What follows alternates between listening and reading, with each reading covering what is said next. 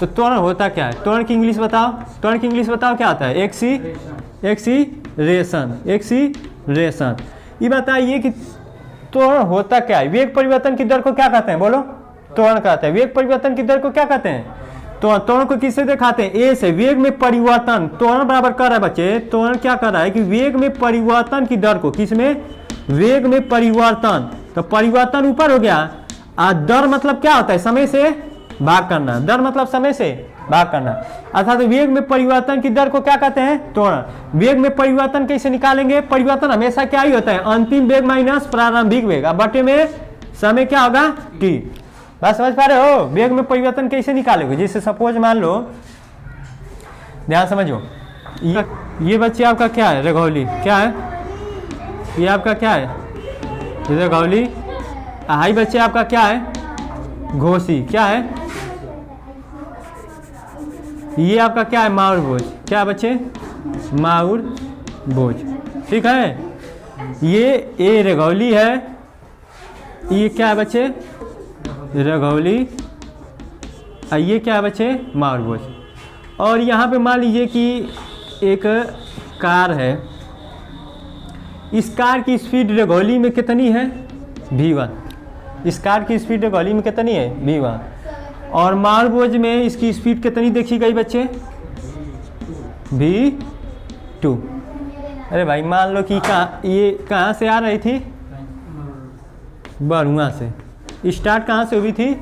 बरुआ से ये कार आ रही है। ठीक है, मान लो कि मैं ही चला रहा हूँ। ठीक है, और हमें दो चीज़ पॉइंट पे देखना है। जब मैं रघौली में आया तो मेरी कार की स्पीड कितनी थी? v1। और जैसे ही मालबोझ पहुँचा तो मेरी कार की स्पीड कितनी हुई? v2। तो रघौली से मालबोझ पहुँचने में लगा कुछ समय, लगा होगा समय t। तो हमें त्वरण पता करना है ना। त्वरण बार क्या होता है? वेग परिवर्तन की दर। तो वेग हमेशा परिवर्तन क्या होगा? मालबोझ में वेलोसिटी कितनी? अंतिम वेग v2। और रघौली में कितनी वेलोसिटी है? v1। तो v2 में से v1 को घटा दो और समय जो लगा t से क्या कर दो? भाग कर दो। इसका मतलब ये हुआ बच्चे कि त्वरण निकल जाएगा कि नहीं? अंतिम वेग माइनस प्रारंभिक बटे समय। त्वरण बात समझ में आया? अब बात ये आती है कि v2 माइनस v1 को हम किससे दिखाते हैं? डेल्टा v से। डेल्टा v क्या? डेल्टा क्या दिखाता है? वेग में परिवर्तन। डेल्टा हमेशा परिवर्तन को बताता है। किसको बताता है? वेग में परिवर्तन। और बटा में क्या होगा बच्चे? समय। तो त्वरण का फॉर्मूला क्या मिला? ए बराबर डेल्टा v अपॉन टी। तो परिभाषा क्या लिखोगे? परिभाषा क्या लिखोगे? किसी वस्तु के वेग में परिवर्तन की दर को क्या कहते हैं? त्वरण। तो लिखो, किसी वस्तु के वेग में परिवर्तन की दर को क्या बोलेंगे? वेग में परिवर्तन की दर को क्या बच्चे बोलते हैं? त्वरण कहते हैं। बात समझ पा रहे हो ना? किसी वस्तु के वेग में परिवर्तन की दर को क्या कहते हैं? त्वरण कहते हैं। इसे किससे दिखाते हैं? इसे ए से। देखिए, पहला त्वरण का पहला अक्षर इंग्लिश क्या? एक्सीलरेशन का त्वरण की इंग्लिश क्या आती है? एक्सीलरेशन का पहला अक्षर ए है, तो इसे किससे दिखाएंगे? ए से। इसे ए से दिखाते हैं या प्रदर्शित करते हैं? ए से दिखाते हैं। ठीक है, बात समझ में आया? अब बात ये आती है बच्चे, ध्यान समझो, कि देखो परिवर्तन, देखिए इससे आपकी आधी फिजिक्स आसान होने वाली है। जो अब मैं चीज बता रहा हूं, क्लास 9 में बार बार आप चैप्टर पढ़ेंगे और उसमें बार बार आपको चीजें परेशान करने वाली है। यही समझ लीजिए, एकदम आधा फिजिक्स आपको मैं आसान करने वाला हूं। देख लीजिए, देखिए जो डेल्टा भी है, तो ये डेल्टा किसको बताता है? परिवर्तन को। तो यदि डेल्टा भी आ गया तो किस में परिवर्तन है बच्चे? वेग में परिवर्तन। यदि मैं कहूं अंतिम समय में से, किसमें से बच्चे से? यदि मैं कहूं समय में परिवर्तन निकालना है, किसमें निकालना है? समय में परिवर्तन। तो जब समय में परिवर्तन निकालना है तो देखिए, अंतिम समय माइनस प्रारंभिक समय। अंतिम समय माइनस प्रारंभिक समय किसको बताएगा? संवेग में परिवर्तन को बताएगा। इसी को हम क्या लिख सकते हैं? Delta T.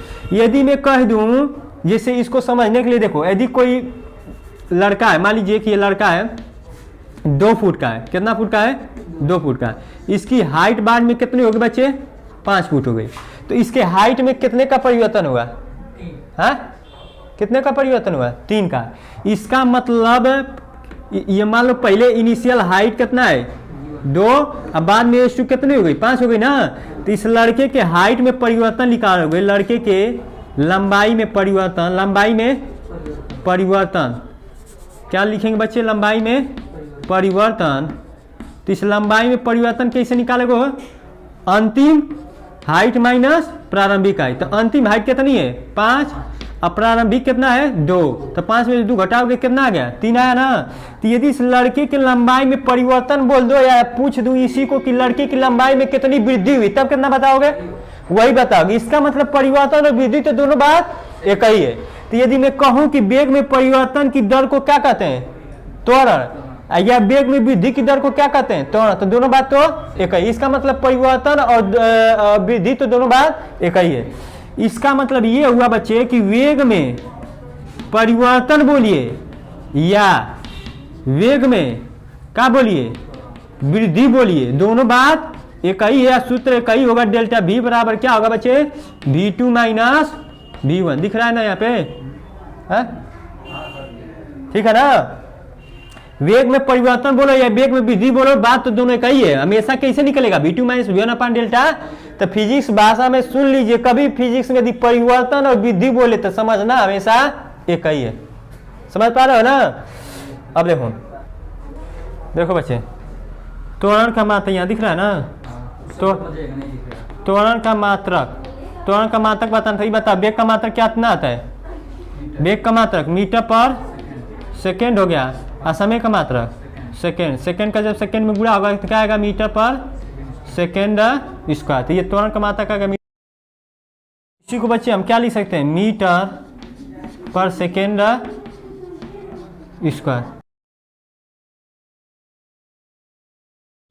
अब बच्चे हम त्वरण की एक और परिभाषा सीखते हैं। देखिए अभी हम पढ़े थे कि वेग परिवर्तन की दर को क्या कहते हैं, त्वरण, या इसे वेग में परिवर्तन को, डेल्टा किसको बताता है, परिवर्तन को। तो वेग में परिवर्तन को या वेग में परिवर्तन कहिए या वेग में वृद्धि कहिए, बात दोनों तो एक ही है। तो वेग में परिवर्तन की दर को क्या कहते हैं, त्वरण कहते हैं।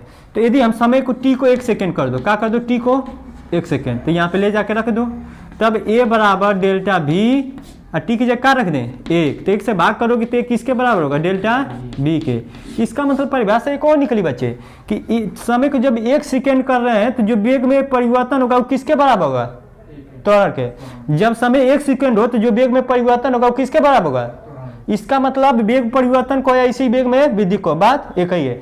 तो ये भी परिभाषा निकाली कि 1 सेकेंड में जितना वेग में वृद्धि होता है वही क्या कहलाता है, त्वरण। 1 सेकेंड में जितना वेग में वृद्धि होती है वही क्या कहलाता है, त्वरण। तो ये भी परिभाषा लिख दो। त्वरण की एक और परिभाषा लिखो अथवा में डालकर, ये भी सही है बच्चे, अथवा में डाल के लिख दीजिए। ये भी एक परिभाषा सही है कि वस्तु के 1 सेकेंड में वेग में जितना वृद्धि होता है, वेग में जितना वृद्धि होगा वही क्या कहलाता है बच्चे, त्वरण। क्या कहलाता है, त्वरण कहलाता है। क्या कहलाता है बच्चे, त्वरण कहलाता है। बात समझ में आया। त्वरण कैसी राशि है बताओ, सदिश राशि है। कैसी राशि है, त्वरण कैसी राशि है, सदिश राशि है। ठीक है। त्वरण का मात्रक मीटर पर सेकेंड स्क्वायर जानते हो, ये पीछे बता चुका हूं मैं। इसे किससे प्रदर्शित करते हैं, ए से प्रदर्शित करते हैं। ठीक है, पीछे बता चुका है।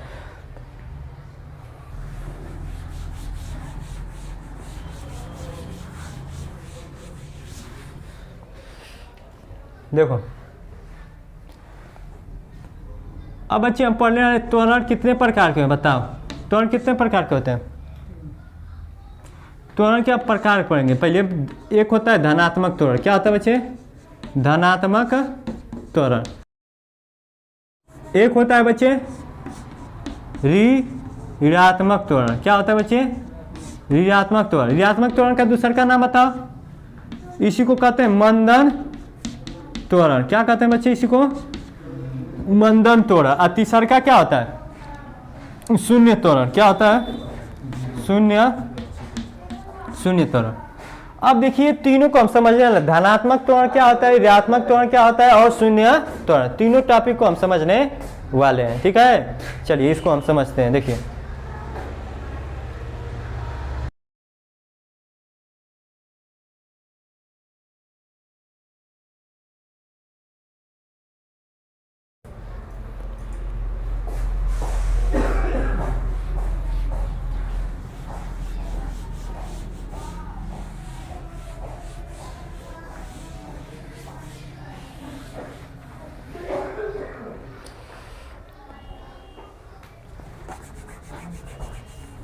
देखो अब बच्चे आप बात आती है किसकी, धनात्मक त्वरण। धनात्मक त्वरण होता क्या है, ध्यान समझिएगा।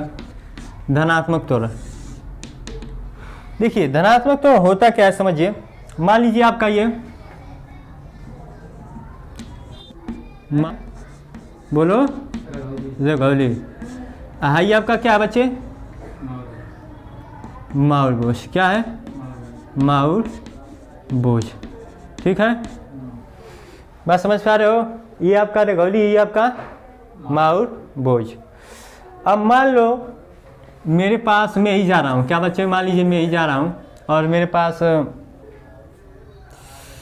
कार है। क्या है, कार। और इस कार की स्पीड रघौली में 60 मीटर पर सेकेंड थी। और जैसे ही माउर बोझ में पहुंचा, मेरी कार की स्पीड कितनी हो गई बताओ, 80 मीटर पर सेकेंड हो गई। दिख रहा है बच्चे ना, 80 मीटर पर सेकेंड हो गई। और रघौली से माउर बोझ जाने में मुझे लगा होगा समय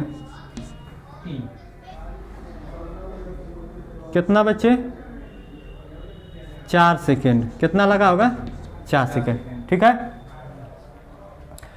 अब देखो, अब यहाँ पे मैं त्वरण निकालना है। त्वरण निकालो। जब वेग में वृद्धि हो रही, ये बताओ कि पहले वेग 60 था, फिर वेग कितना हो गया 80, तो वेग में कमी हुई कि वृद्धि? जब वृद्धि हुई तो कौन त्वरण उत्पन्न होगा, पॉजिटिव। जब वेग में वृद्धि होगी तो कौन सा त्वरण उत्पन्न होगा, वो पॉजिटिव। बात समझ पा रहे हो ना। तो यहाँ पे जब त्वरण निकालोगे तो त्वरण बड़ा फॉर्मूला पड़ेगा, अंतिम वेग माइनस प्रारंभिक वेग बटा में समय। तो ये बताओ कि अंतिम वेग कितना है 80, और प्रारंभिक वेग कितना है 60, और समय कितना लगा 4। तो ए बराबर 80 में से 60 घटाओ कितना आएगा 20/4। कितना मेरा त्वरण है 5 मीटर पर सेकेंड। त्वरण का मात्रक मीटर पर सेकेंड स्क्वायर रहता है ना। और देखो ये धना प्लस आ रहा है, कौन सा त्वरण निकलेगा, धनात्मक। इतना कन्फर्म है कि जब वेग में वृद्धि होगा तो कौन सा त्वरण पैदा होने वाला है, धनात्मक। बात समझ पा रहे हो ना। अब मान लीजिए यही आपकी, यही रघौली है, ये स्थान क्या है, रघौली है। हाई जो आपका बी स्थान है, ये क्या बच्चे, माउर बोझ। ठीक है, ये मान लीजिए कि रघौली में मैं ही जा रहा हूँ कार से, और मेरी कार की स्पीड बच्चे कितनी है बच्चे, v1 बराबर मान लीजिए 80 मीटर पर सेकेंड थी। ठीक है, v1 बराबर कितना थी 80 मीटर पर। जैसे ही आप माउर बोझ में पहुँचे, वहाँ पे आपके सामने ब्रेकर आ गया, जो प्राइमरी स्कूल के सामने है, वही आप वहाँ पे आपके क्या आ गया, ब्रेकर मिल गया। जैसे ही आप ब्रेकर मिला तो आप क्या करेंगे, अपनी स्पीड को मैंने कम कर दिया।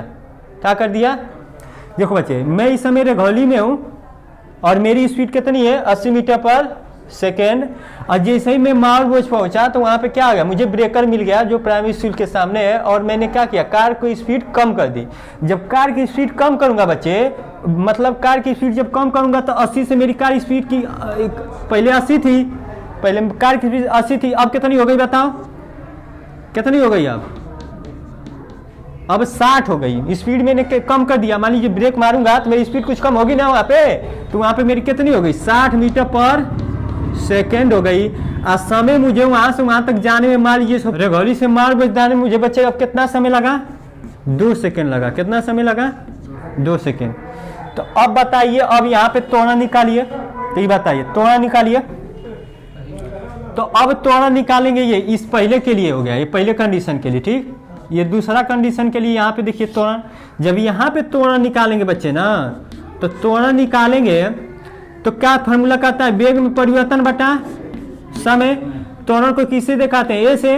अब अंतिम वेग कितना 60, प्रारंभिक वेग कितना 80, समय कितना लगा 2 सेकेंड। इसका मतलब 60 में से 80 घटाएंगे कितना आएगा, -20/2। इसे काट दो यहाँ पे 20, कितना आएगा बच्चे, -10 मीटर पर सेकेंड स्क्वायर। तो यहाँ पे देख रहे हैं कि जो त्वरण आ गया ना बच्चे, त्वरण क्या आ गया, -10 मीटर पर सेकेंड स्क्वायर। तो यहाँ पे त्वरण क्या आ गया, निगेटिव आ गया ना। जब यहाँ पे त्वरण निगेटिव आया तो इसी का नाम क्या है बच्चे, इसका नाम क्या बोलोगे, ये मंदन त्वरण बोलोगे। दूसरा का पॉइंट हम लोग क्या पढ़ रहे हैं, मंदन त्वरण। कौन सी हेडिंग हम लोग दूसरा का पढ़ रहे हैं, मंदन त्वरण। देखिए ये दूसरा का उदाहरण दे रहा हूं, मंदन त्वरण का उदाहरण। जब त्वरण निगेटिव आ गया तो इसी त्वरण का नाम क्या आता है, मंदन त्वरण। इसी को और भी बोलते हैं ऋणात्मक त्वरण। ऋणात्मक त्वरण को या मंदन त्वरण को, बात दोनों तो एक ही है। तो बात समझ में आया, धनात्मक और ऋणात्मक मंदन त्वरण में। इसका मतलब जब वेग में वृद्धि हो जाए 60 से 80 हो जाए तो कौन सा त्वरण उत्पन्न होगा, धनात्मक। और जब वेग में कमी हो जाए, पहले 80 था फिर बाद में घट के 60 हो गया, तब कौन सा त्वरण उत्पन्न होगा, मंदन त्वरण। या ऋणात्मक त्वरण बोलो या इसी का नाम, ऋणात्मक त्वरण बोलो या इसी का नाम क्या कहलाता है, मंदन। तो इतनी बात समझ में आया कि धनात्मक त्वरण किसे कहते हैं, जब वेग में वृद्धि हो जाए तो कौन सा त्वरण उत्पन्न, धनात्मक। अब मंदन त्वरण किसे कहते हैं, जब वेग में कमी हो तो कौन सा त्वरण, मंदन त्वरण। अब तीसरा की पॉइंट आती है बच्चे शून्य त्वरण की। पहला पॉइंट बता दिया, दूसरा का हो गया, तीसरा का देखो शून्य त्वरण। क्या बच्चे, तीसरा का क्या आता है, शून्य त्वरण। अब देखिए शून्य त्वरण होता क्या, ध्यान समझिएगा। शून्य त्वरण उसे कहेंगे बच्चे ना कि जब हम रेघौली से घोसी जा रहा हूँ, रेघौली से मारबोझ जा रहा हूँ, अरे रेघौली से मारबोझ में जा रहा हूँ, का लेकर मेरी स्पीड यदि 60 थी रेघौली में, रेघौली से मारबोझ जाऊंगा, मेरी स्पीड ना तो बढ़ेगी ना तो घटेगी। यदि यहाँ पे 60 है तो यहाँ से यहाँ तक तो पहुंचने में हमेशा हर जगह क्या रहेगा, 60। मतलब रेघौली में भी 60 और मारबोझ में भी 60। बात समझ में आया, रेघौली में भी 60 रहेगा और मारबोझ में भी क्या रहेगा, 60। मेरी स्पीड में वृद्धि हो ही नहीं करेगी, तब वहां कौन सा त्वरण पैदा उत्पन्न होगा, शून्य त्वरण होगा। बात समझ पा रहे हो ना। देखो मैं कांस्टेंट स्पीड से जा रहा हूँ, अचर वेग से जा रहा हूँ, मेरी वेग में कोई वृद्धि हो ही नहीं रही। यदि मैं 60 से चल रहा था, हमेशा किससे चलूँ, 60 से, तो प्रारंभिक वेग भी 60 और अंतिम वेग भी 60, तो उस समय त्वरण कौन सा उत्पन्न होगा, शून्य त्वरण उत्पन्न होगा, ये वाला होगा। बात समझ में आया। तो शून्य त्वरण समझे। देखो यहाँ पे निकालना चाहते हो तो निकाल लो। ए बराबर क्या आता है, V2 माइनस V1 अपान टी, V2 माइनस V1 अपान टी। टी बताओ कि नहीं दिख रहा है, इसी को ऊपर दिखा है। देखो बच्चे यहाँ पे लिख लो, यहाँ दिख रहा है ना। देखो बच्चे शून्य त्वरण भी समझ लो। तीसरा का पॉइंट क्या है, शून्य त्वरण। शून्य त्वरण, शून्य त्वरण ए बराबर क्या आता है, V2 माइनस V1 अपान टी। दिख रहा है ना वहां पे। ये बताओ कि जब रेघौली में हो तो तुम्हारी स्पीड कितनी, 60। और जब तुम मारबोझ भी पहुंच जा रहे हो तो तुम्हारी स्पीड कितनी, 60 है। समय मान लीजिए कि कितनी आपका लगा होगा, समय सपोज कुछ भी मान लीजिए लगा होगा आपको 6 सेकेंड लगा होगा, मान लीजिए कितना लगा होगा,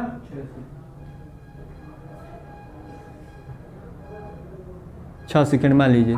तो ये बताइए 60 में से 60 घटाएंगे तो कितना आएगा, 0। और 0 में 6 का भाग करेंगे कितना आएगा, 0 में 6 का भाग करेंगे कितना आएगा। इसका मतलब बच्चे ये हुआ कि इसकी वैल्यू कितनी आ गई, 0 आ गई ना। इसका मतलब त्वरण की वैल्यू कितना आ रहा है, 0। इसका मतलब ए की वैल्यू शून्य हो गया कि नहीं शून्य होगा, समझ में आ रहा है बात नहीं ना, शून्य त्वरण।